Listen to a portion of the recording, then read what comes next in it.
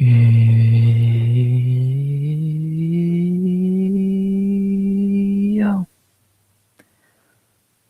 yo, RX back with another stream.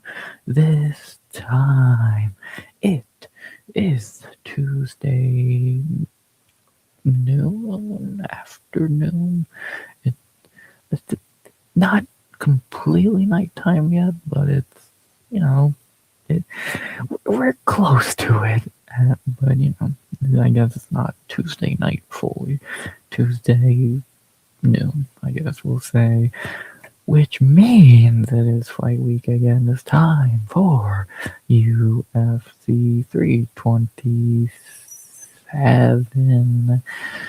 Plus, Tuesday means fight news and rankings updates. We're going to talk about that as well. And have some fun, man. We're gonna have some fun, for a little bit. And we're gonna break down 327 a good amount, talk about it, give out some picks. Look at fight news we've had since last Tuesday. Look at the rankings update. Trust me, there's nothing to look at there. And it's gonna be fun. So I'm excited, and pay-per-view week again for the first time in what feels like forever. And it's gonna be fun. So break down some fights, look at some fight news, some rankings. It's gonna be fun. So let's do it. Let's do just that.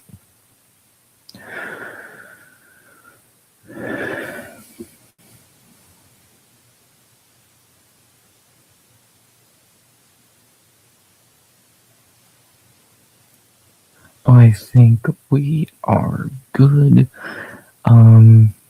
Nice little darker color than normal. Not blind for once. It's kind of the complete opposite of the Miami colors are bright and all that.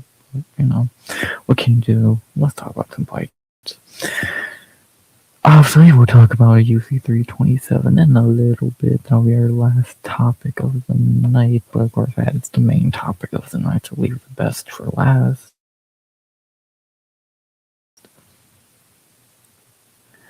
We're going to look at all the fights we've had in the last week, a good amount, nothing crazy.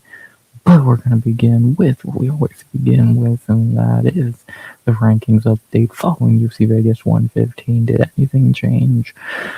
Not really. Nothing important at least, but let's still take a little look, shall we? I guess the main one and the expected one, Renato Moicano moved up that lightweight 2 spots to number 9. Jumping Rufi and Fazeev. Sure. I guess. If this does not even confirm even more that they're doing Moicano and Patty, I don't know what would. And not really anything crazy there. Move Moicano up for a good main event win. Simple. Fluffy Hernandez got moved down under Joe Pyfer. Yeah, makes sense. Since he's coming off a loss, Lemos jumped Ricci. Sure. Both are coming off losses, but, sure, I guess. Lemos coming off 2 losses. Maverick moved down to 10. At flyweight, and Bia Mesquita is now number 15 at women's bantamweight. I know Matu was happy about that. Not anything too crazy here. Pretty much basic shit you would have already expected. Again, Moicano, nothing crazy.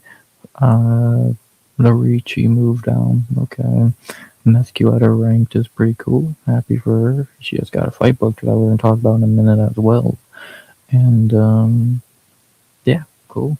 Pretty simple shit there. Cool thing of Bia getting ranked.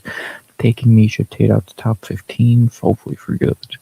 And, cool. Pretty basic rankings update. This week's will be a lot crazier after 327, but, usually Apex cards don't really give you a lot in terms of rankings, importance, or updates, so Can't really be too shocked by a whole lot of nothing. So what more can you really say there? And simple. I mean, Apex cards never really deliver a lot in terms of rankings updates, so never really too surprised.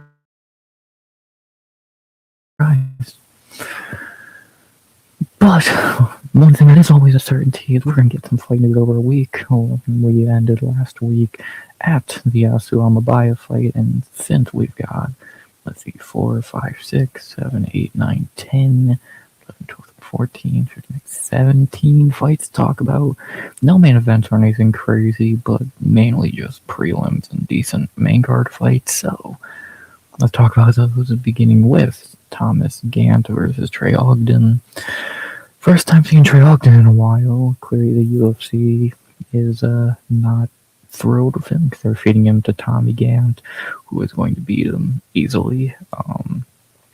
Ogden's not terrible, but it seems like he's more suited to be a coach at this point. And yeah, Gant is an alright prospect, a little bit later in his career already, but look good on Contender Series and see how he does here. So not really much to say there. Gant was actually meant to debut back in December against Bobby Green, but that fell through, so now he fights Trey Ogden. Next, a fight I did predict, just not on a card that I thought would be on. Caro Hosa versus Luana Santos. Fine fight, I guess. Hosa's pretty decent. He's like the most average fighter in the top 15. She's not terrible. She's not great either. Luana Santos is on a winning streak right now, but far from being a very impressive one. See what happens there? I think Hosa's the much better fighter. I don't think Luana is much more than just kind of a can crusher. But we'll see. They're a decent Apex fight, I guess. And yeah, Luana trying to join the top 10, number 9 versus 14. Fine. I've seen worse. Next, Johnson McAuliffe versus Samba Garimbo. These next 4 are all going to be for the Perth card. Yeah, easy one for Johnson McAuliffe here. Samba Garimbo is garbage. Simple. Don't need to explain any more there. Next, an actual intriguing heavyweight fight, Shamil Gaziev versus Brando Persisic. Well, Brando's back like nothing happened. Getting a top 15 shot against the GOAT. We'll see if Brando's legit there. Gaziev is not good, obviously. Meme-wise, he's great. But in all actuality, the dude's fucking terrible. And Brando could really prove he's legit there, so we'll see what happens. And then we got maybe the lowest. Well, I don't know. We got a few contenders for that every week at this point. But next we have the lowest level fight here. I would say Colby Thickness versus Vince Morales. Why does UFC fucking love Vince Morales? Why does this dude keep getting fights? Why won't they cut him? Colby Thickness is fucking terrible, so let's not forget that. But yeah, why is Vince Morales still here? And why is he probably gonna win this fight? Fucking stupid. Next, to end this page with a fight that I don't even know what to say here. Wes Schultz versus, I don't even remember what this dude's name is. I think it's like Ben Johnson or Cam Johnson, some bullshit like that. A 35-year-old debuting guy who has not fought since 2024. Why is he getting signed again? Stupid. We move up to a row that has much better fights if they actually happen, beginning with Andre Lima versus Kevin Borjas. Lima getting pushed from the Canada card all the way to the Apex thanks to Choi. No, not this one. A different one pulling out of their fight in Canada. Now Lima beats up Kevin Borjas in the Apex and like a 2 months later. And yeah, another waste of time for Lima to do actually a really good prospect, but he can never fight anyone good. He just keeps having to fight every bottom of the barrel guy they have. So Borjas ain't terrible, but come on, Lima's definitely moved past these level of guys. So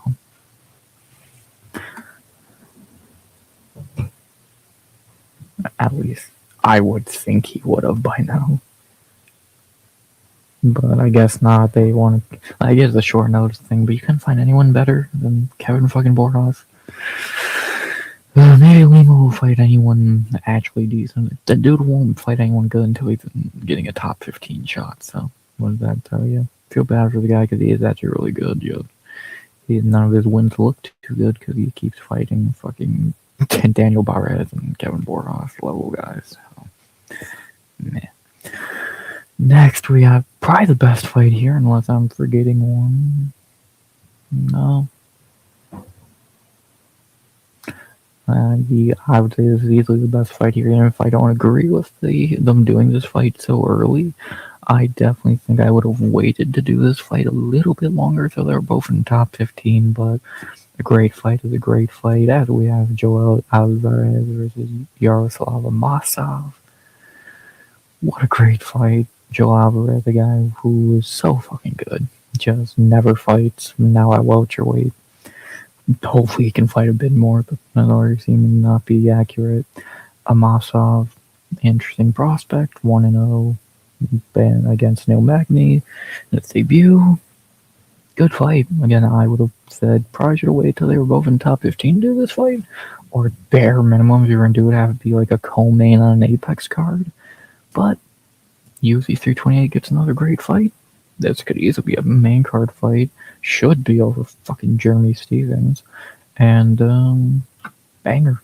Alvarez, this could go either way. Alvarez is very good. Amosov looks very decent. I'm excited. That's a great fight. From a great fight to the easily worst fight on this row, we have Kai Asakura versus Cameron Smotherman. Easy win for Smotherman. Do I really need to explain much there? Thankful. And then we end this rough fight that will get cancelled, but we can pretend it will happen as of right now. We have the Korean Superboy, Duho Choi versus Daniel Santos. Do we even need to pretend Superboy is ever going to make it to a fight? We already know he's not. We already know Duho Choi is never going to actually make it to a fight anymore. No, he will every 3 years. So, if this fight does happen, I'm taking Daniel Santos. I don't think Duho Choi really has it anymore, but we'll see. And, let's have a backup ready, because let's be honest, Choi is not going to make it to this fucking fight, but I guess we can pretend he will. And, and also, the Canada card lost Choi and Lima, thanks to cancellations. That card sucks as is. Why not take away two of the only good fighters on it? Great. And then we move up a row to not an awful row of fights, but nothing too special either. And we begin with Malcolm Wellmaker versus Juan Diaz. Easy win for Juan Diaz. Malcolm Wellmaker is garbage. Simple. Then we get maybe the hardest fight to pick here. I think this is a very good fight and very difficult. We have Muslim Salikov versus Jake Matthews. Obviously on that protest card. No, actually this is on the Song Yadong card. I guess no hometown fight for Matthews. Tough fight to pick. Salikov is coming off that loss to Medic, but we know how good he is. And we know how good Salikov still is. Jake Matthews coming off that loss to Neil Magny. We all know how good he is in that time. So dude's been a really good fighter for 20 years, but still never has to sniff the top 15. It's an interesting fight. I could see it going either way. I'm not confident in either side. Salikov's 100 and Matthews is inconsistent. Could really go either way, so we'll see what happens there. Very good fight to Macau, and see what happens. And now this fight was added to Perth, I think. I don't know. If this fight was added to a card is what I do know. And we have Jack Jenkins versus Marwan Rahiki. Interesting fight. Did not think they'd be giving Rahiki that big of a step up so quickly. But clearly they see something with the guy, giving him Jenkins, who is much better than Harry Hardwick. This is a tough one to pick. Jack Jenkins is not very good, but he does have the ability to beat a guy like Rahiki, who is, let's be honest, entertaining but not good at all. It's a difficult one to predict. Although this is on Australia, who they're going to cheer, the guy from CKB or the guy who is Australian. So very intriguing. Did not think they'd book a fight like this, but I'm intrigued. Difficult one to predict because one guy is not good and one guy is entertaining and not good. Could see it going either way. I'll probably lean Rahiki, but fuck if I'm confident. Lastly, for this row, we got the. Who the fuck are these bums? Hi, Chrome. Good to see you, brother. I sent you an invite to my Discord on Discord, and yeah, these are the fights that are been announced over the last week. So, you know, see, you gotta know these people, man. You'll do better on picks. Trust me. Is that the Korean Superboy? Yes, Dooho Choi does have a fight booked until he pulls out of it in about a week or two, because that man will never make it to a fight. So he's in the UFC Hall of Fame. Good for him there. He is in the UFC Hall of Fame for whatever it's worth. But yeah, just have a backup ready for that fight. So. And finally, for this row of fights, we have another very solid fight out of UFC 328, I believe. Or was this 329? I think this might have to be the first fight for International Fight Week. I'm not sure. But we have everyone's favorite boring fighter, Grant Dawson versus Montez Rombetsky. Man, am I happy to see Rombetsky getting a fight that he'll easily win and take no damage in, because Grant Dawson couldn't hurt a fly. So, easy win for Rombetsky against the king of boring, Grant Dawson. So, there's another row done, and that leaves us with 3 more fights. Ooh, what a great big 3 to end with. And again, knowing my luck, who knows what's going to be announced while I'm live, but as of right now, this is the last fight announced, so let's look at them. As we had the card Saturday, and then the fight announced during it, Bia Mesquita versus Melissa Mullins. I'm happy for Mullins getting a fight ASAP after the London bullshit of Carolina. I feel bad that's against Bia, who's going to rip her limb from limb. Yeah, obviously Bia is very good, now in the top 15, and is going to beat Mullins. So I'm happy for Mullins. I feel bad for Mullins, and I feel even more bad for Mullins that she's getting this fight. So, Wanamaker, yeah, that is Malcolm Wellmaker down here, getting fed to a Contender Series debutant. So, Easton Ewing's favorite son. God, Wellmaker's so trash. It's fucking incredible. Oh, yeah, I'll show all the fights if you want to point anyone else out that you see. That's where we started, because we talked about these last week. And he let me down last fight. Wellmaker, yeah. I think he let everyone on Earth down because no one picked Easton Ewing. Hindsight, yeah, Wellmaker is garbage and Easton Ewing is phenomenal. So, what did I tell you? Is that Hypler Phillips? No, that's Wes Schultz. I'm guessing that's who you were pointing out, but no, that is not Kyler. Kyler is fighting Charles Jourdain in Canada. That is Wes Schultz, who is a middleweight and is much worse than Kyler Phillips. This is the guy who just lost to that Pinas dude a few weeks ago in Mexico.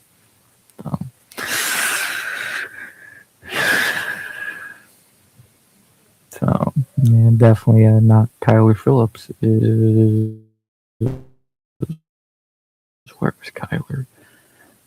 Where's the Diego Sanchez? Who's that Diego Sanchez knockoff? Which one?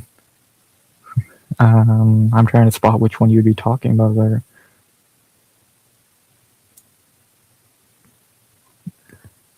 I'm a Diego Sanchez knockoff. I'm not sure who you'd be talking about there. So, I'm very intrigued to see who the fuck you're talking about. So,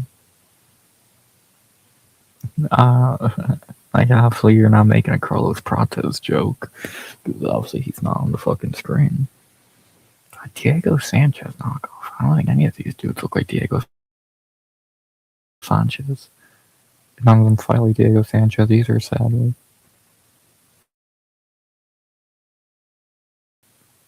Hmm. 6 over from Superboy. 1, 2, 3. Yes. I guess you're like. I guess he looks like Diego a little bit. Yeah, I think you're reaching a bit, but 5. Oh, Amasa? Uno, dos, tres, cinco, cuatro. Yeah. Unless I'm just can't fucking count. So, yeah, Masov, that's also a unique one. Yeah, he is probably much better than, well, I don't know, he's much better than Diego. We see him do it beat Neil Magny, so. So, I don't know, I don't see a Diego Sanchez comparison too much, but, maybe I'm wrong. Maybe I do see fucking lookalikes. I can point them out, but yeah, I'm not seeing him. He looks like Diego Sanchez and Dylan Dance had a baby. Well, okay. That's definitely a unique way to look at Yaroslav Amosov. So, yeah. I don't see it, but maybe. I see it a little bit, I guess. But yeah, it's definitely that's definitely a hell of a fucking comparison. So that's actually the best fight here, the one with Diego Sanchez rip off in it. So that's let's get these last few fights out of the way. Already talked about Bia easily beating Mullins, second to last, and what a banger this is. This might be the worst fight here. Actually, why does that ball dude look like a Corey Anderson? Oh, Thumba Garimbo? Oh, damn. Poor Thumba Garimbo. Or William Gomez. You can't say that about a guy. That's very basic look. Come on, bro. Leave Thumba Garimbo alone. So, god damn. Thumba's fucking garbage, but what we're gonna. Gotta leave him alone. God damn, man. He got to hang out with The Rock. Charles gotta do something with that hair. Yeah. Yeah, that's fucking true. You're like, dude, what the fuck are you doing? He's so shit. And Charles Johnson is so fucking trash, man. It's not even funny. He's 0-2 this year. I don't care what anyone says. He's gonna beat Atsuama Baev because Atsu is garbage, but come on, dude. Let it go, man. Yeah, he probably could grow hair. Just why are you only cutting the parts on top of your head, you fucking idiot?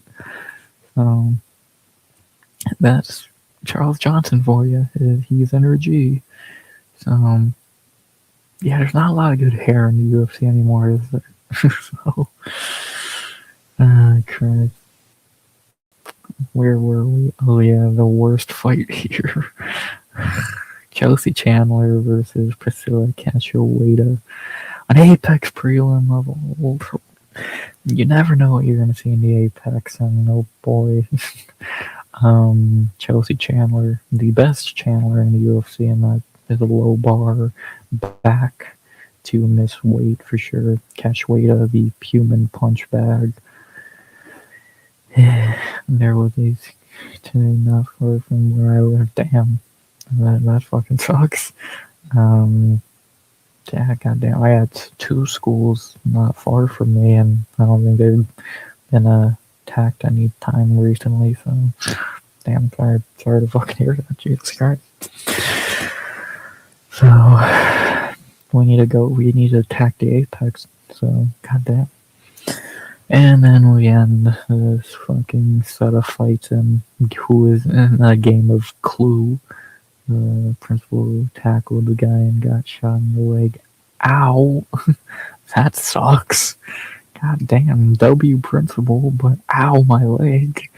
So, damn. Fucking, what? Huh? Are y'all that pumped up for the goddamn playoffs? The Thunder are gonna win. Don't worry, Jesus. So, calm down. As we end this game of Clue and Guess Who, because that's all this turned into is who the fuck is that guy? And that guy. We're not having any stars booked right now. All the big names are either booked or going to be booked soon. So, we're not getting a lot of big fights, just prelims like this one to end us off. Pat Sabatini versus William Gomez. Easy win for Pat Sabatini. William Gomez is fucking terrible. And, yeah, I don't know why Sabatini would fight backwards. But, I guess that's what he decided to do, so good for him. Not really much to say there. Another actually okay fight added to 328. So card looking good. And there's the fight news over the last week. None of it great. Most of it from whatever prelims. Like this is easily the best fight here. Outside of that, like Superboy is cool to see, but he ain't gonna make it to that fight. Salkov and Matthews is alright. Rombetsky's always great to see. Bia's pretty good. Outside of that, just not much to write home about. And yeah, we need International Fight Week booked already, please. So, well, about really all I can say for this game of Clue and fight news. So, yeah, not really too much else to say there. So, and finally, of course, the biggest segment of all tonight is let's talk about some fights for 327. Like I always say, I'm not gonna Tuesday Chrome guess the fighters new series. I'm fine with it. When I go live, I'm more than fine with it. So you need to study up on your new fighters, and I'll help you anytime. Anytime you need to study up on new fighters, I got you. It's like Chuck doing who he play for. That's fucking true. That's very fucking true. That's good. Yeah, you need to study it. Like I said the other night, you know your old shit. I know the new shit. So I'll teach you the new shit. It'll help you do goat milk better. You're far better than me on goat milk this season, but still, who he play for? Actually, we're about to do that with this card as well. So, yeah, also, yeah, I'm not gonna give out my finish predictions for the card right now, or on the Asian guys that only know their nicknames. Yeah, don't blame you. I'm gonna give my finish prediction or look at the betting odds, but I'm gonna tell you who I am probably gonna pick and break down the fight a bit. So let's do just that. UFC 327, first pay-per-view in a while in Miami Vice. Miami always gets the best posters because they actually know how to use colors. And yeah, 12 fights. Sucks that we lost Joshua Van, but still an okay card. Let's talk about it. Beginning of this game of Who Are You? Chrome's game of who he plays for. We begin with Charles Ratke versus Francisco Prado to begin our night. Yeah, not a phenomenal fight. This is more of an Apex fight than anything, but for some reason they put it on this card because Prado was already on this card and Ratke needed a fight, so it makes sense. But yeah, this is an Apex prelim and that's being generous. Francisco Prado is pretty terrible. He's young, obviously I think 24 years old, but he's also 1-4 in the UFC, and is just not good. Don't know why they're giving him another shot instead of just cutting him, but I guess they need to keep any Argentinian they have on the roster at this point. So I'm sure give him another shot. For Charles Ratke, I think more people know Charles Radke, mainly because of silly promos. Radke let me down in the past. He did to me. Well, he better be alive to you here. He's not great. He's what 2-4 in UFC, 4-2 in UFC. His only losses are Prates and Malott. Like I did pick him against Mike Malott as well, but he got fucked up there pretty badly. And but he has won more than he's lost. He's a perfectly average fighter, and he tries to do the fucking bad guy stick, which for him no one gives a shit about because he's not good. He's kind of like a bigger Cody Durden, is what he kind of reminds me of as a person and a fighter to an extent. And I think Durden's probably a better fighter.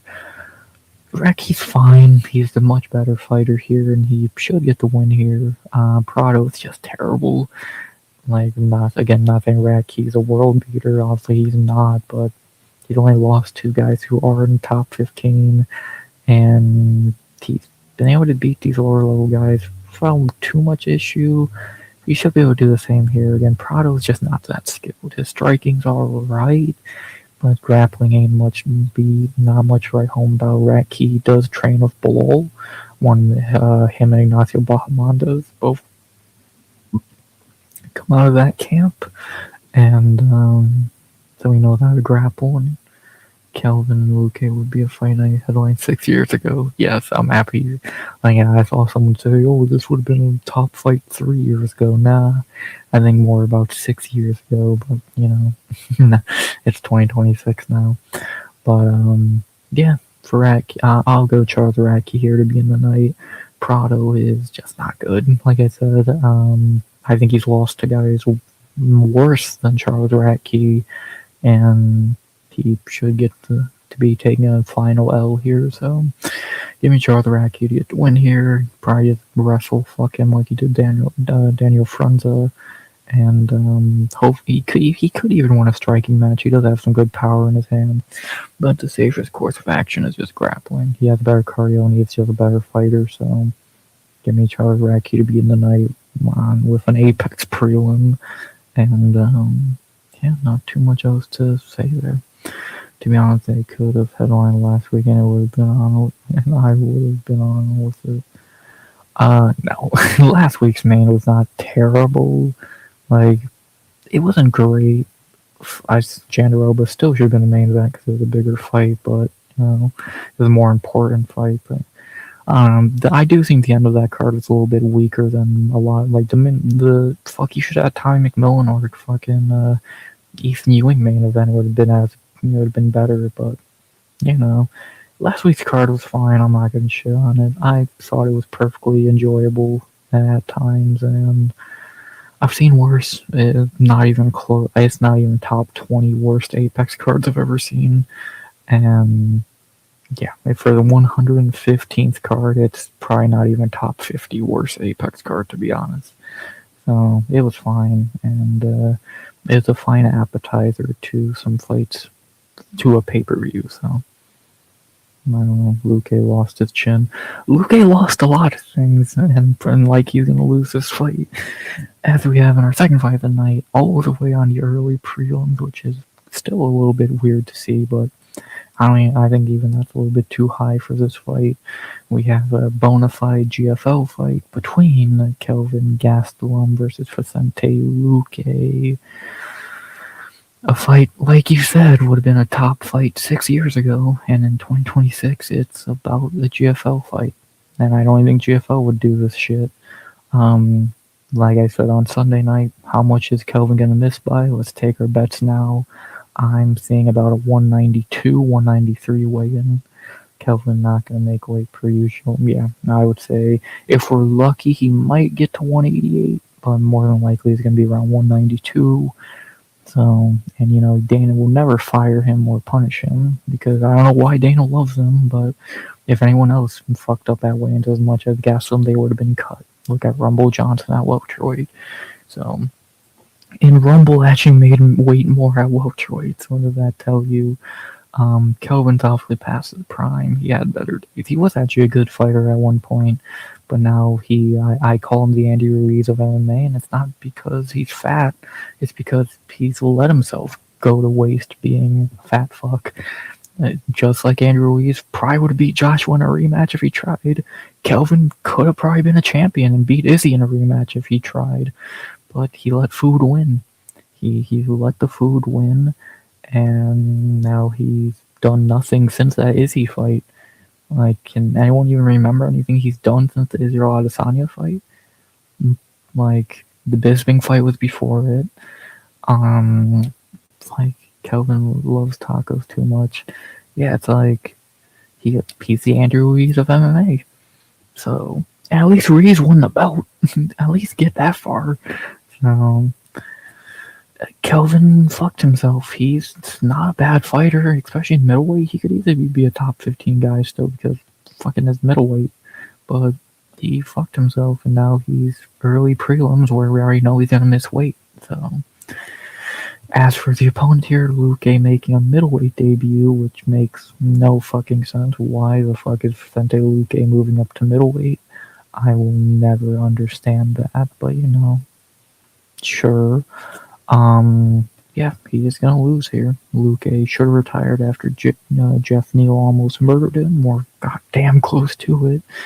And now he's up at middleweight, fighting guys who hit even harder. Great. Yeah, this is an easy one for Gastelum. Moss said Poatan was overrated last night. Sounds about right. I can't imagine why he would say that. It is Moss trying to get people pissed off. That's what he does. So he does it really well. He trust me, he does it really well. But yeah, obviously Alex Pereira, at this point borderline top 10 fighter of all time, is not overrated. So no need to really say much there. As for this fight between two guys whose name value is very overrated, give me Kelvin Gastelum be it to win here pretty easily. If this fight happened 6 years ago, we might be having a different conversation about who wins this fight. But in 2026, brain bleeds and all. Give me Fat Boy to get the win here. And then what is Connor? Yeah, thank you. If Pereira's overrated, who the fuck isn't? A dude who's about to be a 3-division champion and has made himself one of the greatest of all time in, 15 fights or less. It's just Moss trolling. It's nothing new, and that's how he gets views and talk. So it's what you need to do. I respect him. That's why Moss is where he is. So he gets people annoyed and talking. So it's smart. It's fucking genius. A lot of people on YouTube say shit they don't believe. And that's the one difference between me and a lot of people. Everything I say, I believe. So what does that tell you? Gimme can Gastelum get the win here. Luque is old and needs to retire, and Kelvin should easily win this PFL fight. This PFL, they have standards. This GFL fight, so even again, just how much is he gonna miss weight by? I'm aiming about 192. So there you go. After that, and now Chrome can play his favorite game of who the fuck is that guy in our featured early prelim in the lightweight division, a double prospect battle. That's actually not too bad, and I'm happy it's above Kelvin and Luque, as we have in our featured early prelim at lightweight, Marquel Medeiros versus Chris Padilla. No, that's not fucking, I had the joke ready. Eric Andre. That's not Eric Andre. Tried to say he's too stiff. Did he not see him head kick Yuri to the moon? Again, Moss is a troll. Then don't let Moss ever piss you off because he's just fucking with you. If he's saying something, Moss is actually really smart. So if he's saying something that's stupid, it's a troll job. So yeah, that's how I look at it. Fun prospect battle here to end the prelims. This was originally meant to be Nazim Sadikov and Marquel Medeiros, but Sadikov pulled out to go on the Baku card more than likely, so now Eric Andre steps in. Chrome is trying to figure out who the fuck these guys are, and I don't blame him. Actually, I'll leave Padilla. Padilla, you should know. Marquel Medeiros, very forgettable, prelim guy in the first few UFC fights. He's fine. 3-0 in the UFC, not against anyone good. Against who have you beat? Austin Hubbard, That some random debut guy, and I don't even remember who the other fight was. He's okay. He's nothing special, but he's okay. I don't look at him as some great prospect. I think he's actually very whatever.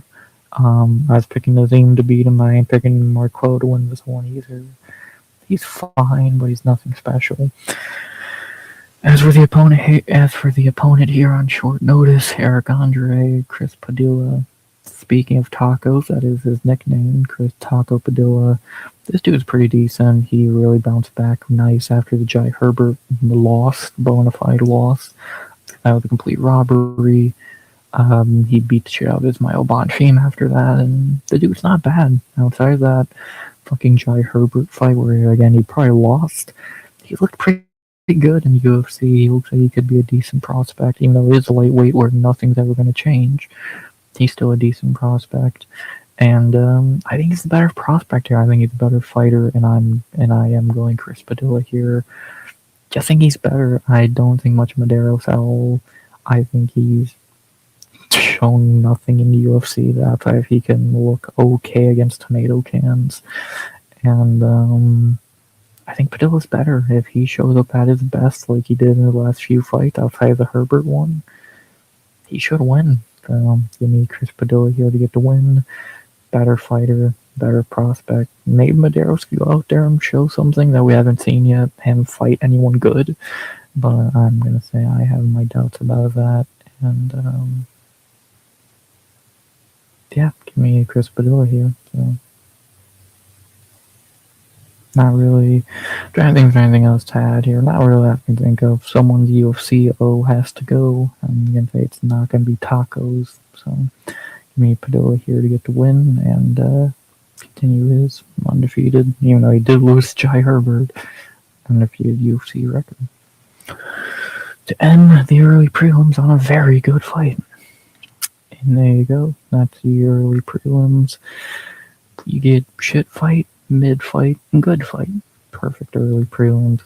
Yeah, obviously these two fights are fucking terrible. This is a good fight, and should be. It's a fine enough early prelims to lead us into the main prelims.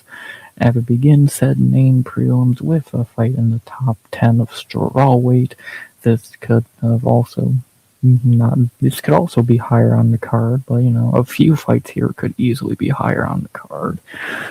But whatever. As we head to strawweight's top 10 for a fight between Tatiana Suarez versus Lupi Godinez.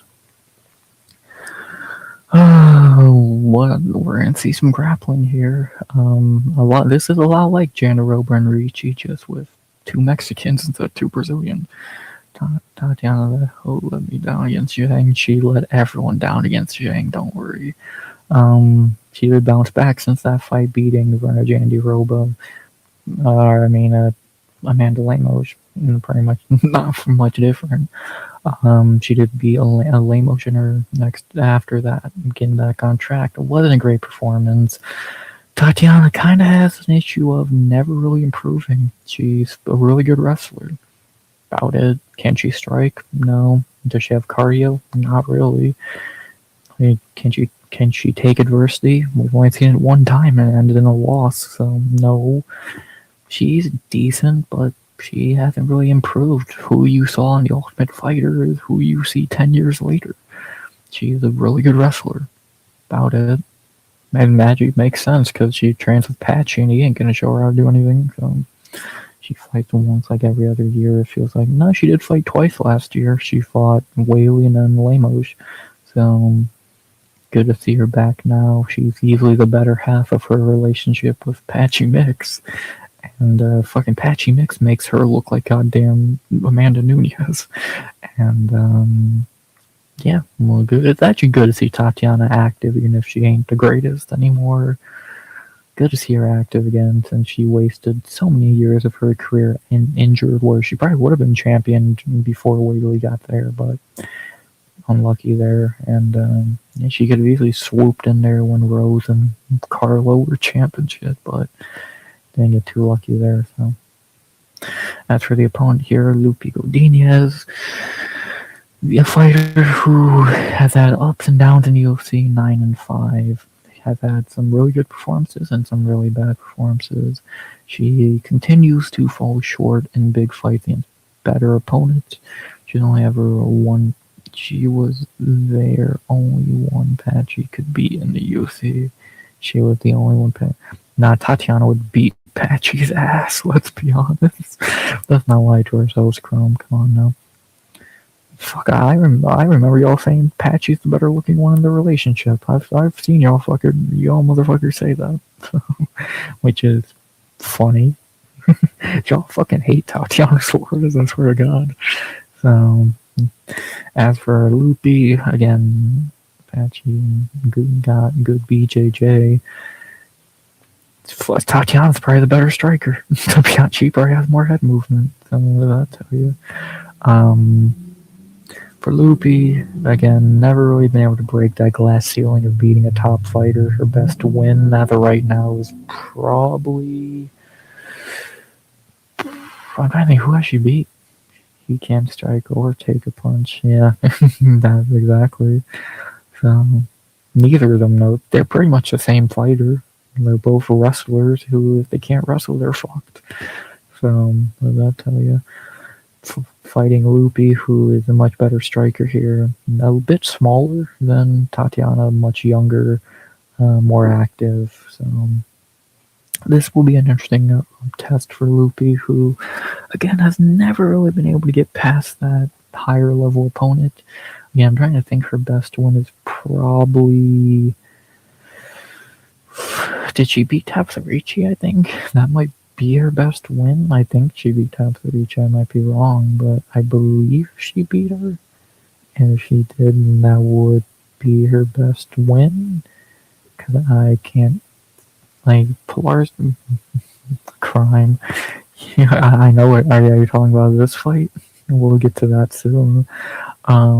She beat Pilar Street, who was also a very good win, so... But she lost Jandaroba, she lost to Dern, she lost to... What did she lose to recently? A few others. She's not bad. When she shows up at her best, she's pretty decent, but she doesn't show up at her best too often. I think the one Mexican female on the roster who doesn't train is Diego Lopez. And, see if she can break through the glass ceiling here. I'm going Loopy here. I know that might sound like a crazy pick, but I just don't trust Tatiana anymore. Nice to see the UFC host a Bellator fight. A few of them. Trust me, I'm gonna rant about that stupid shit in a little bit. Trust me, don't worry. I have not much to say about that fight, but a little bit to say about that fight. So, Bellator never dies, baby. I'm on Godinez here. I don't trust Suarez, especially after a lame-ish performance where she looked pretty mid. I think Loopy could win this one. She has better cardio. She has better striking. Tatiana's looking old and beatable. I think I'm going to go Godinez here. I think Tatiana's little run is over. I think her best days are behind her, and she might be joining her boyfriend in Ryzen sooner than later. Well, I'm going Loopy here. Hopefully she can pull a crazy Alexa Grasso knockout out of her fucking ass, but I doubt it. I'm gonna go Godinez here. I think it could backfire. Could end up like Ricci and Jandaroba, but I just don't trust Tatiana anymore, and I'm gonna go Godinez. What's the height on them, I wonder? 5'5" to 5'2". Yeah, I shouldn't go Godinez, should I? Give me Mexico, give me Godinez, and yeah, I guess I think Tatiana's done. Boy, speaking of wrestling, well, let's get this out of the way. Do I need to waste much time talking about this boring bum? We have Polish Grant Dawson in our next fight. We have another fight that definitely should be on the main card over Cub Swanson, but logic. We have in our second fight of the prelims. Why is this so low on the card? Mateusz Gamrot versus Esteban Ribovics. Obviously, I'm going to biasly pick Ribovics and cheer for him because I have no respect for Gamrot. Gamrot is garbage. I think we all know that. How it was ever a debate if he was going to beat Charles or not is fucking hilarious. He couldn't beat Charles on Charles's worst day, Gamrot is just garbage. He's just Polish Grant Dawson, truly. He's not good, and he's boring. Like, fuck, if you needed someone to trade for Dakota Dacheva, I would say Gamrot. He'd be one of the first names I'd throw out there. He's a waste of space, and he's boring. So, and he did not beat Arman Tsarukyan. Let's always remember, he did not win that fight, so he sucks. That's simple. For Ribovics, he is one of the most entertaining fighters in the UFC. Consistent bangers, getting a top 15 shot, deserved. I guess one that high in the rankings, probably not. Him versus Moicano would have been much better, but whatever. Obviously, this fight's as simple as, can Ribovic stop takedowns? If the answer is no, Gamrot wins. If the answer is yes, Ribovic wins. I could see this being a lot like the Dan Hooker and Gamrot fight, where Ribovic is just able to make a dog fight that Gamrot can't really do much in, and he does lose a close fight. Or I could see this being a Matej Gamrot fight where he cuddles Ribovic for 15 boring minutes as Joe Rogan explains why are they booing this? It's so fucking good. Durr. So, whichever one of those happens, I'm going to cheer for the exciting one. I'm going to cheer for Esteban Ribovic to get the win here. Willie, probably not, but, I'm biased. I do this shit for fun, and I fucking hate Gamrot, so give me Ribovic very easily to get the win here. Biasly, I'll say again, he probably won't win here, but I'm not putting my pick in as Matej Gamrot. Fuck that. And then after that, we go to our co-main event of the prelims. One of the two fights Chrome pointed out, and I'm not going to say the same thing he said, but as we have in our co-main event of the prelims in the welterweight division, a very good fight. Another fight that should probably be on the main card over Cub Swanson and Nate Landwehr. We have Kevin Holland versus Randy Brown. Very fun fight here. Really good to see Kevin Holland back after a long time away for his standards. I think he fought in October, and it's now April, so that's a long break for Kev. We'll see we might see the best version of Holland we've seen in years, because he actually had a little bit of time off, which is fucking rare. As for Randy Brown, coming off a main event loss to Bonfim, where he looked terrible, I think we can all agree at this point that his chances of being a top 15 guy are fucking gone, and now he's just going to be a very good unranked fighter, kind of like Jake Matthews. This might be an impossible fight to predict, because it's truly as simple as which guy is going to show up at their best. Kevin Holland at his best is very good and could win this fight, but if the Holland we usually see shows up, he'll lose. Randy Brown at his best is very good and could easily win this fight. But if the one we saw against Bonfim and see in big fights shows up, he will lose. So it's a kind of a guessing game which one's going to happen here. Either Holland will show up at his best and Brown won't, or vice versa. Kind of just gotta guess. I think it's going to be a fun fight. It could easily be a finish here. I don't know if there will be, but there could be. And I'm going to go Kevin Holland here, truly, not even biasedly. I do think Holland's a better fighter. He is younger. And the time off is good for him. It's a tough one to predict. Again, you can never really predict Kevin Holland. The dude lost to fucking Daniel Rodriguez in the easiest fight he should have had in 5 years.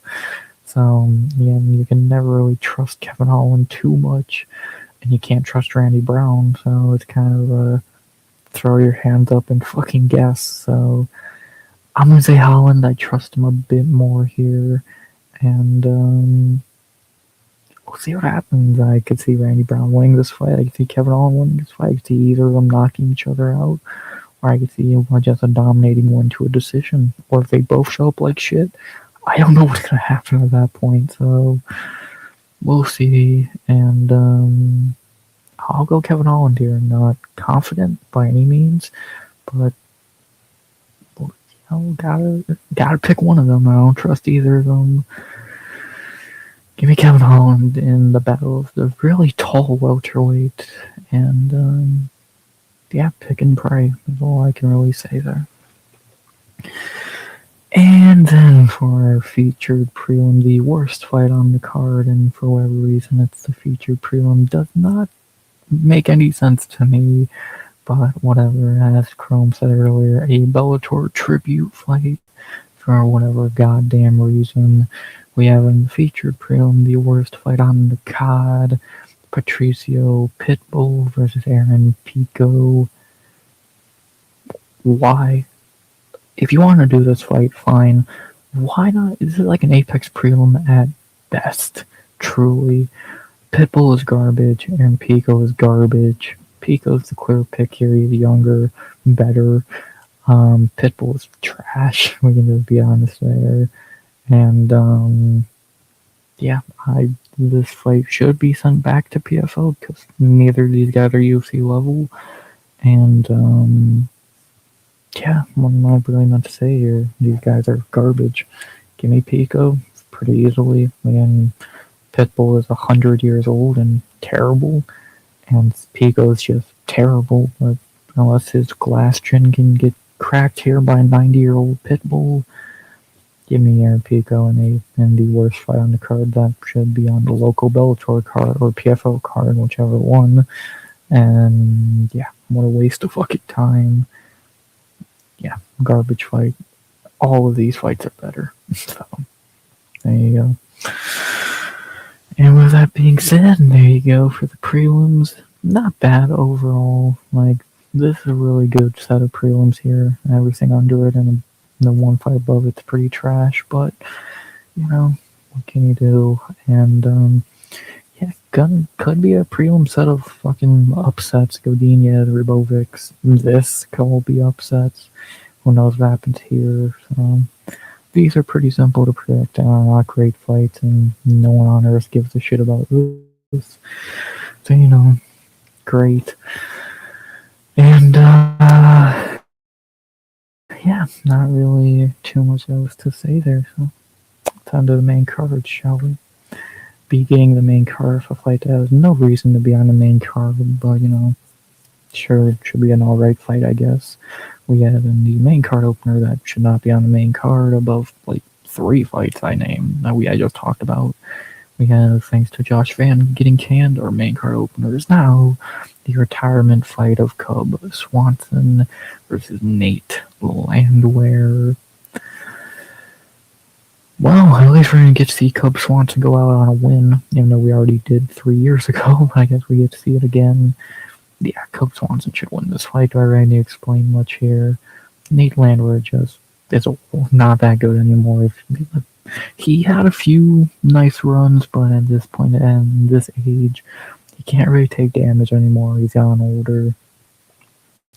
He's looking like he's more made for fucking DBX or BKFC than he is the UFC. So, as for Cub Swanson, we looked good against Billy Q a few years ago. He should look good again here. One last dance, one last win. Still got bombs in his hands and can still hopefully take a little bit of damage. I'm going Cub Swanson here pretty soundly. Again, at least he's going to go out on a pretty decent opponent and a pretty decent win.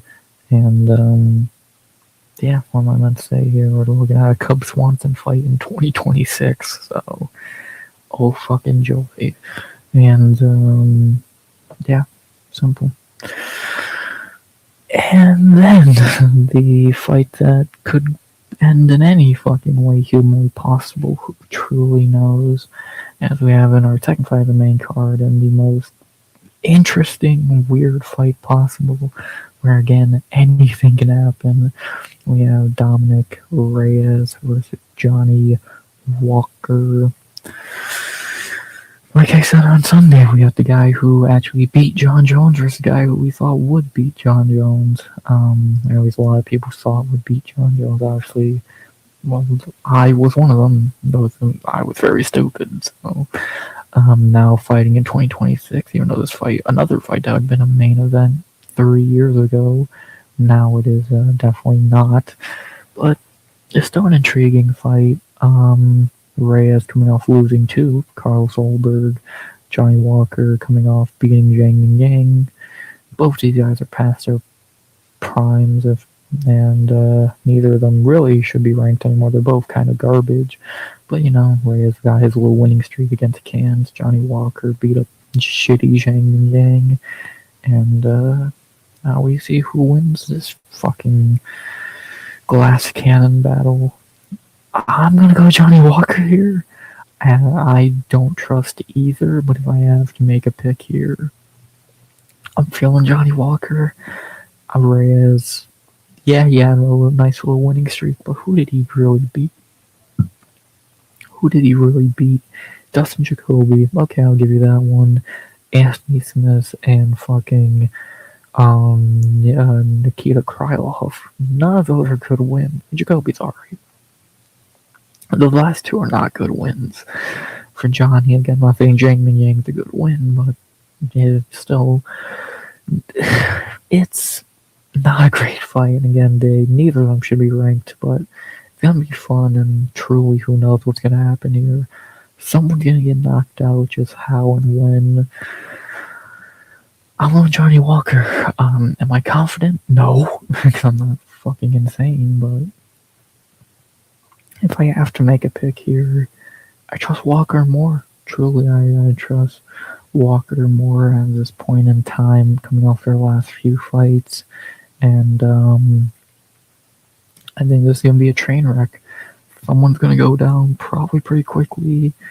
But neither guy have a good chin, so we'll see what happens. So, give me Walker. Reyes could easily clip him, or Walker could clip him. Take your guess. They're as good as mine. And in this glass cannon battle, give me Johnny Walker. No, I'm not confident saying that ever, but fuck it. The man who we thought would beat John Jones versus the man who actually did. I guess is really the selling point of that fighting. After that, we get to our featured bout of the main card, a fight that's going to either make people very happy or very upset by how this guy does in this fight. Yeah, then our third fight of the main card, Curtis Blades versus Josh Hokett. Well, let's see if Josh Hokett is legit or not. He's looked good so far in the UFC, but he's fought literally nobody. And he's pretty much just selling himself off his very intriguing promos.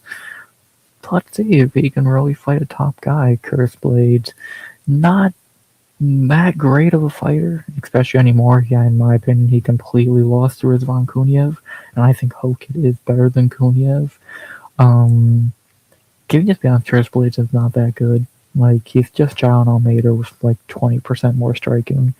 He's truly only ranked highly because heavyweights, you can beat 90% of heavyweights by shooting a takedown. So,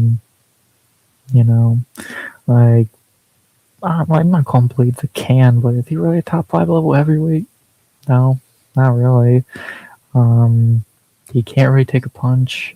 He's not the most active, and we're going to see what happens here. I think Hokett's much better on the feet, but Blades can throw a good strike here and there. We'll get a Chris Dawkins fight. And on the ground, both guys know how to wrestle, so this could be really intriguing. What happens? I'm not going to make people happy with this pick, am I? But I'm going Hokett. I think, even if dude ain't legit, I think he can beat Curtis Blades. I think he can find that chin, he can stuff his takedowns. I think he can win. The Hokett's a very intriguing guy. Blooding him at the press conference is going to end very well. And do I think he's going to be a champion or anything? Fuck no.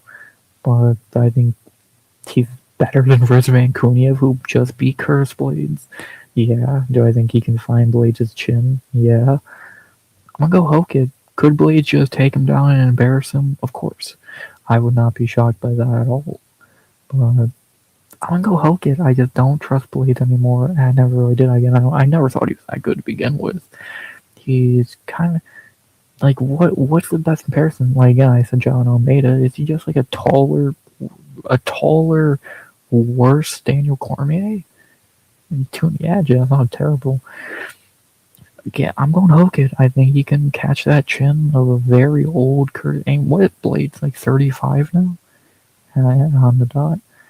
Give me Hogan. Am I confident? Not really. Again, I could see Hogan getting fraud checked here very easily, and that would make many people happy. But also, I could see Hogan winning, doing a batshit insane promo, and the UFC would be very happy. So I'm intrigued. I'm not upset about this fight being on the main card. I'm not upset with Hogan getting this opportunity because at heavyweight you gotta make yourself interesting and want people to watch you. Hogan's done both those things, and I'm gonna go Hogan here. Could Blades embarrass him and make everyone happy? Yes. Will he? I'm gonna say no, but it's heavyweight. Nothing makes sense, so who knows? But give me everyone's least favorite heavyweight. Give me Josh Hogan to get the win. And again, he might be even crazier than Sean Strickland. We'll see. And then the new co-main event of the evening. Can Hogan be the co-main? It'd be much better. As we have in the co-main event of the evening now, thanks to Joshua Van pulling out for still no one knows the reason, but you know. Oh boy, our new co-main, a fight that's not even worth the time it takes to talk about it. We have Azamat Murzakanov versus Paulo Costa. I'm not giving this fight any hate because Murzakanov, I think that dude's very good. No hate to Murzakanov. He's probably going to fight for the belt within next year. He's really good. Paulo Costa, like always, is the problem here. What? Can we let this guy go already? Okay, he's funny on Twitter. Cool. He's a terrible fighter. Jesus Christ, man. Can we stop with Paulo Costa already? Truly, what the fuck have he done since the Israel Adesanya fight? Beat shitty Roman Kopylov and Luke Rockhold. Ooh, the dude's garbage. It's so annoying that he's still in these high spots. He's moving up a weight class and fighting a top 6 guy. It's like, why? Like, Murzakanov is gonna embarrass him. It's not even funny how badly Paulo's gonna get beat here. He's not good. He's fucking not good. He looks like he should be a great fighter, but he's gonna get his ass beat by the janitor here. Actually, there was a Russian light heavyweight named the janitor back in the day. This guy, Murzakanov, is much better. Yeah, Murzakanov will win this easily. Again, Paulo sucks. I hate to break the news to people we don't already know, but yeah, this dude's garbage.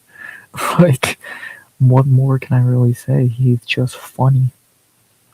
Cool.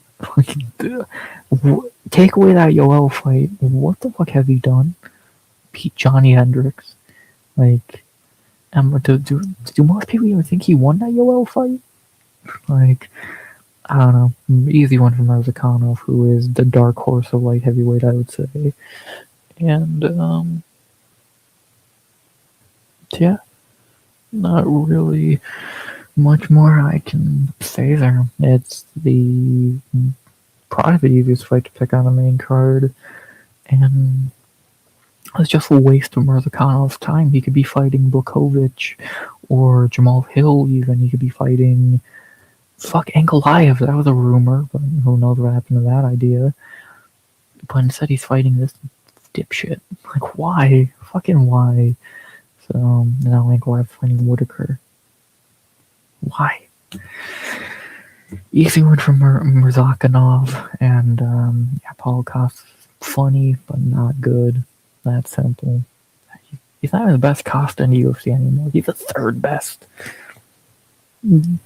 Because there's 3 Costas in UFC and they're all better than Paulo.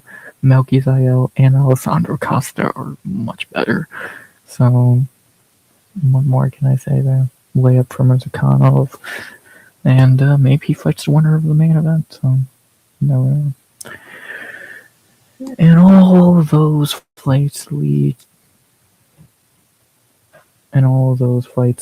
to one final fight on this card, the main event for the vacant UFC light heavyweight championship of the world to see who takes Pierre's crown. They never would beat Pierre, but he has better things to do. We have the main event to end on hopefully a good night in Miami. Yuri Prohajka versus Carlos Ulberg. Well, who's the best light heavyweight with Pierre gone? Is it Yuri or is it Ulberg? If you say Ankalaev, you're an idiot. This is a good fight, man. This fight took, I actually was definitely debating this fight a good amount, but after really thinking about it a bit more, yeah, Yuri should win. I'm not saying Ulberg is bad. The dude is very good, and obviously he got this far, not, he robbed Jan. No, he fucking didn't. Has he been exciting on his way to the belt? Not really. The Reyes win was good. Before that, not really. Dude is talented. The dude is good, but Yuri is just a different breed. Unless your name is Alex Pereira, you ain't beating Yuri Prohajka in this division. And, yeah, Yuri should get his belt back. I just don't see a world where Yuri doesn't break Ulberg in the later rounds of the fight. I don't see how Ulberg could point fight his way to a win. Yuri would never allow that. Grappling is a fucking null and void in this fight. So it comes down to how is Yuri gonna break him? Unless Ulberg can find his fucking chin and knock him out, but outside Pierre, has anyone even hurt Yuri in the UFC? I guess Ray has a little bit, but come on now. Could Ulberg knock him out? I guess. I definitely think it could happen, but I just don't see it happening. I think this is going to be a Yuri Prohajka win here, getting his belt back, and I think he'll break him in the middle rounds of the fight, in round 3, 4, or even 5 if it gets that far. And, yeah, it's a good fight, though. Again, I'm so happy it's not Ankalaev, that boring son of a bitch. And, yeah. Give me Yuri. What more can I really say there? Then he gets his belt back. He proves that without Pierre, he is the best light heavyweight. And then I don't know who's gonna beat Yuri for the belt. If he wins the belt, he beat Ulberg. He'd easily beat Ankalaev.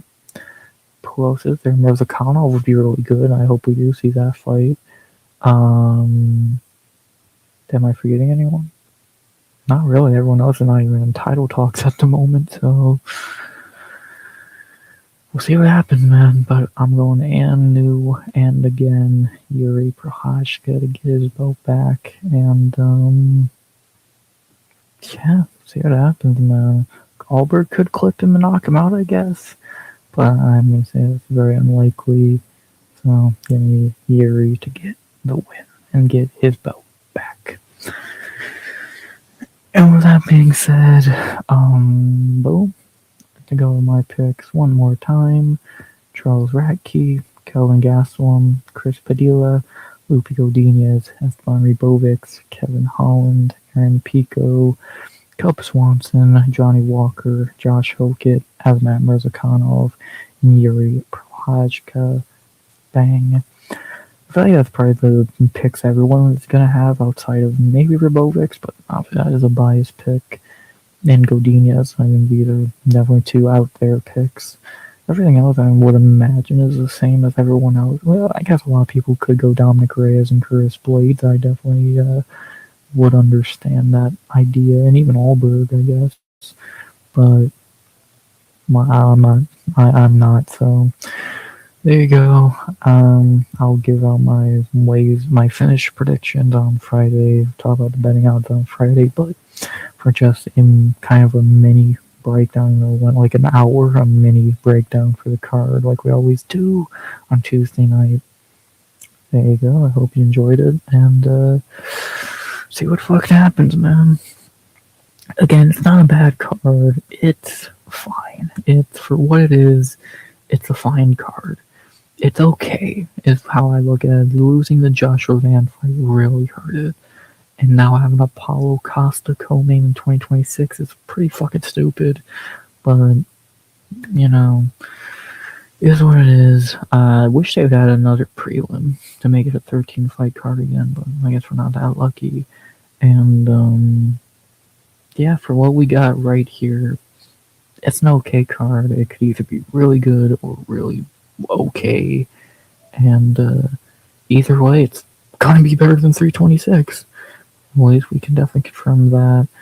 And it's just good being pay-per-view week again because it's been so fucking long. It feels like, and yeah, I always get a pay-per-view around my birthday, which is weird. And this is the one this year. I'm fine with it. It's okay.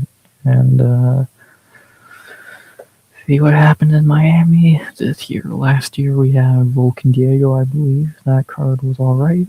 Now we have Yuri and Alberg. See what happens. And Miami Vice on Saturday nights.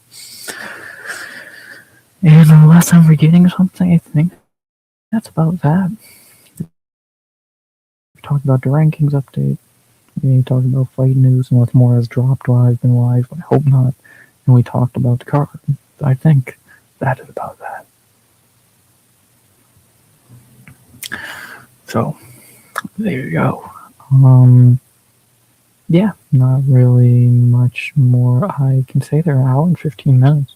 I'll go a couple more minutes if anyone hops in or wants to talk about anything else. I'm all ears, talk about whatever, whenever, and however. Let me know. But yeah, fun. Always fun to start the week looking over the card a good amount and seeing what we're dealing with on Saturday. So nice. To ramble for a minute while I either wait to end stream or anyone to hop in here. I did make a Discord finally server, so I sent the invite to everyone I know who might join. So, but if you want in, let me know. I'm posting the link openly. It's probably fucking stupid, but I probably will eventually. Maybe probably Thursday. I will, and yeah. So if you got Discord you want in, let me know. Outside of that, I'll have a short out a little bit later tonight, around 11 or 12, 2 or 3 hours from now. I'll have a short out tomorrow with more fight news. Thursday will be the order fixing. Friday will be probably more fight news. And then we'll be in breakdown on Friday as well. Pre-party on Friday as well. Saturday we already know. Sunday we already know. So, and then my birthday on Monday, which I'll probably do a fun little party stream there. And it's gonna be fun, man. So gonna be fun next week or so as we as we continue the first week of April. Hopefully everyone's Monday and Tuesday has been good for them post Easter, and yeah, not really much more I can think to say there. Hopefully we get some International Fight Week news sooner than later, but I doubt it. And either way, we're in pay-per-view week again. I'm very happy about that, and it's gonna be fun. So, with that being said, unless anyone else wants to hop in here and say something, you can make the stream go longer, or we can get out of the bitch. It's all up to y'all. I'll talk about whatever y'all want. But that's that for the night. Well, not even night, really. Still only 9:30-ish.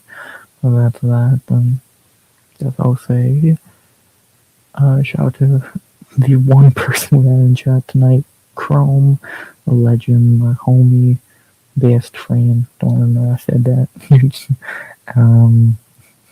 And yeah, so shout out to Chrome. Always good to see you, brother. And yeah, so trying to think of anything else to say. No, not really that I could think of. So unless that's that, and that's that. And with that being said, hope you enjoyed the stream. Please like, comment, and subscribe. Until we meet again live on Friday for some pre-party pics and all that good shit. I'll have some shorts out over the next few days. And again, Discord if you want in, let me know. That being said, as always, unless I get my outro interrupted like I always find a way to, and I never mind it though. As always, RX. Out. Good vibes. RX dog. D-man dog. Y'all always come in the ads like end stream. You motherfuckers. Actually, D-man, do you have Discord? Because I made a Discord if you want in, let me know. Uh, yeah. No, I'll go an extra minute or so. I always get right at the end. Y'all come in. I fucking love it. It's annoyingly awesome. So, but yeah, if you have Discord, I made a Discord server for me now for my stuff. Yeah, I'm on Discord. Cool. Are you in Smokey's server? If you are, I will send you an invite to my server. I'm guessing your username is just dman or something those lines. So, if so, I will send you that invite in a second. Just saw your stream. Yeah, yeah, that's a big reason I've made a Discord so I can tell y'all when I'm alive or anything. Because YouTube never does that, do they? So that's a huge reason I made a Discord because YouTube fucking hates me. So, but it's what it is, man. Yeah, just like it would make sense. YouTube would be showing you my stream or telling you about it. I'm an hour and 20 minutes later. It's whatever. What can you do? And again, hopefully Discord fixes some of those problems that at least y'all will know when I'm live. And yeah, send me an invite, please. I got you, brother. I got you. So I'll do that second I end the stream, which probably right now, unless you have something you want to talk about. Not Gina Carano. If you have anything you want to talk about, obviously I already did everything. Talked about the fight news, the rankings, and the card. If you want to see that, go back in the stream or ask me about it. And yeah, so outside of that, I already knew you were. The second I asked that question, I knew you were going to say Gina Carano. So I should make a fucking ratings channel in my Discord. That's a good idea, man. I'm gonna do that, and Gina Carano could be the first one. I'll let y'all choose. And yeah, so we're getting close to the Gina card, ain't that? May 4th, 2nd, something along those lines. We'll be talking about that again sooner than later. And that is a good idea for sure. I'll make that. So again, and I won't go too in depth on Discord bullshit right now, but yeah, what we can do that. It'll be fun. And yeah, so with that being said, I think the only thing left to be said is I'm trying to think, make sure I'm not missing anything. Yeah, just fuck out of here. I'll send you the Discord invite. Got nothing else you want to talk about? Then let's end this hoe by saying, as always, RX out. Good vibes only and always for Gina Carano.